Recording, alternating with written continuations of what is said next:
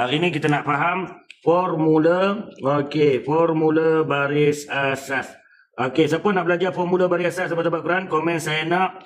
Tanda baris asas sahabat-sahabat Quran, dia adalah tanda baris yang mana dia ada garisan di sini, sahabat-sahabat Quran, ada satu garisan dan di atas garisan tu dia ada tanda baris selari macam tu.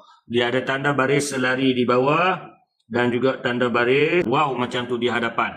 Okey, sahabat-sahabat Quran, di dalam bahasa nama dia dulu, kita ambil nama dia dulu. Bentuk dia sahabat-sahabat Quran macam tu. Bentuk dia satu garisan lurus.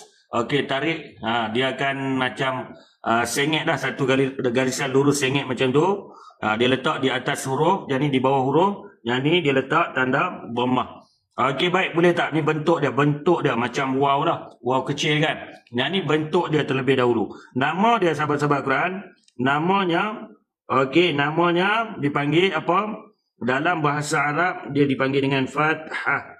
Ni ejaan dia. Fathah, okey. Ha pedas bertemu dengan ta marbutah. Fathah.